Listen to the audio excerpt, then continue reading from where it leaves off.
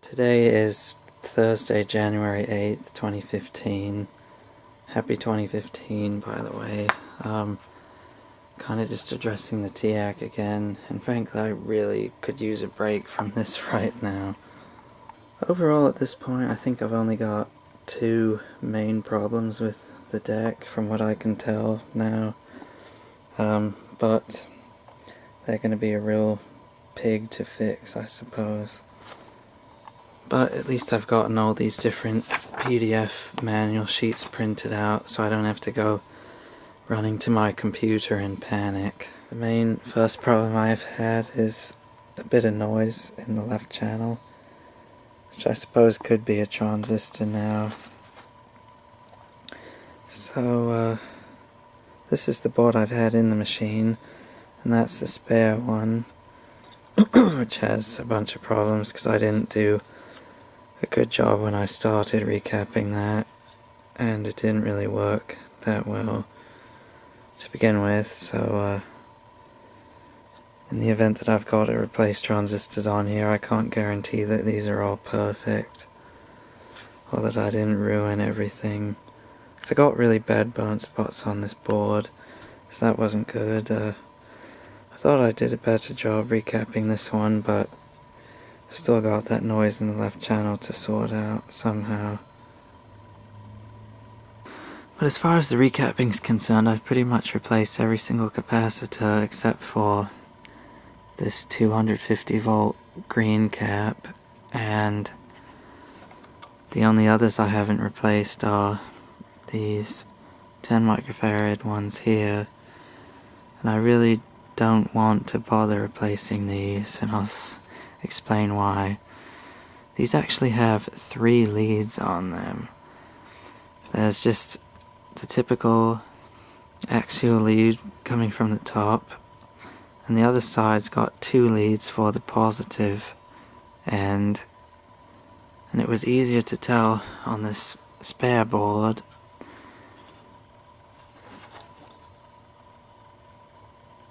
I mean, you probably can't see it all that well, but it's got 2 plus marks on here at the left side there, and that one too. So they've got 3 leads, which is kind of odd.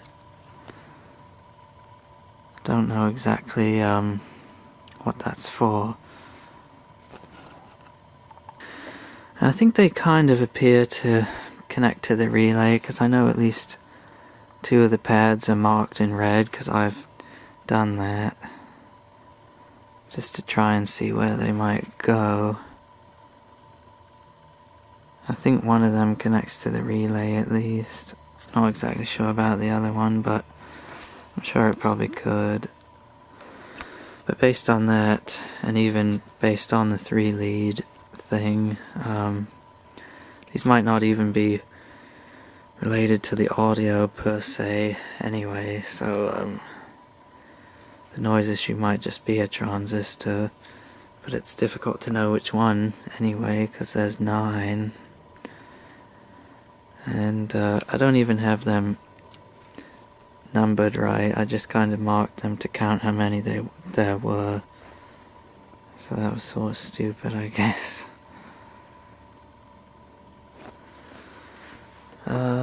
The other thing that was somewhat of a pain was something slightly stupid I did, but hopefully won't be too terrible. But it's still confusing at the same time because I kind of stupidly changed a couple capacitors in this record preamp board before I knew what they were. I'll use my thing here to point, but these 4 in here, and I tore all 4 of those out, so they're the ones here, and physically they're marked 0.04 microfarads. However, on this diagram they're actually labeled here, and they've only got 2 reference numbers. I think they were C64 and 65. So on this diagram they're both labeled as being 0.05 microfarads, which I guess would be 50 nanofarads. But yeah, they're actually 40, And the ones I just randomly happened to have on hand were 47 nanofarad. I'm pretty sure these are 100 volts. These are marked as being 50 volts. I marked the 4 pads for those capacitors, and then I was stupidly putting like the soldering iron on the pads for these ones while I was ripping them out, so I had one of the little pads slightly delaminate and come apart, so I had to twist one of the little wires together on the lead of one of the capacitors. That was kind of a pain. So then the next thing I found out about these capacitors is I don't really think they have anything to do with the relays themselves, because there was this page of the PDF manual that indicated these capacitors here are actually for the record equalization, and of course it says C64 and 65, and this page just pointed out some adjustable parts for, well, that are located on the record preamp. So you basically got record calibration, record level, and bias trap, and the bias adjuster. So those are all just various trimmers inside. I printed out just a few of these other sheets for my reference. And this is the just schematic layout for the playback amplifier, which is just this board, obviously, and I still definitely think these transistors are all PNPs, because you still see the emitter pointing inward for the emitter current going in. Yeah, as I said, if I do have to replace some of these somehow, it might be difficult to find replacements if some of the ones on the spare board aren't all perfect. And I'm also nervous about doing that just because the technical specifications with having matched pairs, and also of course germanium transistors are a lot more heat sensitive than silicon. And sometimes with really old germanium transistors the leads are actually gold. And I think gold is the most conductive, one of the most conductive metals as far as heat, and the electric current the most conductive too, I think. So yeah, I don't know where that's going to leave me with this thing. But nevertheless, I suppose I was rather fortunate to find this spare board on eBay, because I really would have been probably screwed if I hadn't even had that. Then here's the underside of that board with the traces, and this is the underside of the record preamp. And this board I think is for the, well, the bias and erase oscillator. And this is the recording amplifier schematic diagram. And again, these are probably all PNPs. I suppose this has most of the same transistors as these playback amplifiers. And this is the diagram for all the components on that. And I suppose this board may have also had a diagram with adjustable parts pointed out. Perhaps, I don't know. I think I've already figured out that the 2 trimmers on here are just for the playback output level, left and right channels for those 2 trimmers there. Doesn't really say much about these 10 microfarad capacitors, so they're kind of drawn as boxes on this one, which is how they are on this spare board. But that's still pretty weird. Kind of baffled me, but I suppose these must be something to do with the relays. So as I said, I don't want to even think about changing them if they've got 3 leads and they just control the relay somehow anyway.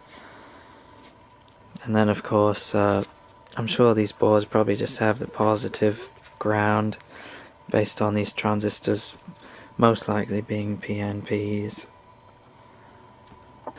And as for the second issue with the right channel not engaging into the record mode, I'm still pretty stumped about that too. I think I've found some really small capacitors that kind of are in close proximity to the two relays, and there's a set of two of them for each relay or near each relay, so I'm not exactly sure if those would have anything to do with the relays, but could possibly see about replacing those. Hopefully I don't mess anything up. So this is that record preamplifier one more time. I think the capacitors were somewhere in this area here, and these big trimmers are actually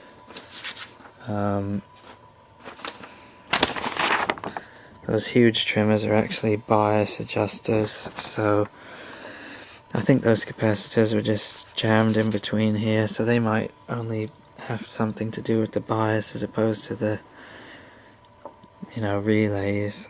I don't really know if there are any other capacitors that could be providing power to the relays themselves, as far as suspecting something of, just if I suspected that a bad capacitor would prevent the relays from receiving power and becoming energized, but that might not be the case. I've already cleaned all the contacts in the relays multiple times, and I've swapped them around, and the problem still, continued on the same channel even after I swapped them around, so that kind of had me stumped too. And now I'm kind of drawing a blank as to what else I was about to say, but that's pretty much, the issues I'm still having. Oh, actually, I think I was going to say something about the online forums, such as Audio Karma and the Tapeheads forums, because those seem to be the only reliable, I guess, sources of information for diagnosing different issues. And it seems like the problems people have are somewhat similar, but not entirely the same as what I have going on, especially with this noise issue. I think all the other people had the noise somewhere in the preamp or the input stage of everything, because it was when they would have the tape monitor switched to source, but mine is when I have it switched to tape, I hear the noise in the left channel, so that's just leading me to believe it's something on this output board, because this is of course the playback amplifier. And there were also people on a couple of those forums that had the same issue with some of the channels not engaging into the record mode.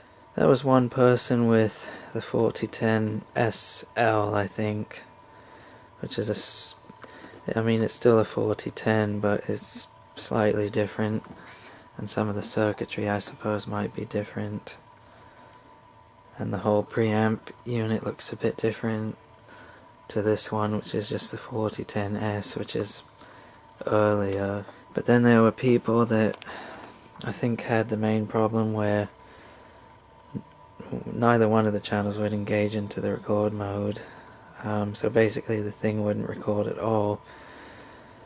And the diagnosis for that was just a micro switch that's beneath the faceplate, and that prevented the record function from working at all. Whereas in my case it's just one channel, so that switch wouldn't have anything to do with it, because that would prevent the whole thing from recording at all. It was just a minor problem the other people had with that, because I think there's some different linkages for the pinch roller, and if it's out of whack with the adjustments on it, or even the nut, then it would kind of prevent the micro switch button from being pressed or something like that, and the whole thing wouldn't record. But that doesn't have anything to do with my problem of just one channel not working, so that wasn't of too much help. So I suppose I might just take a little bit of a break from this until I can possibly research more, but as I said, even in the worst case, if I've got to start swapping some transistors out or something,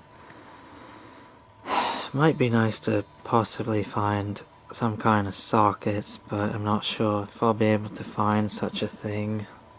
I might start looking into the issues with this cassette deck some more, see if I can fix that bias issue.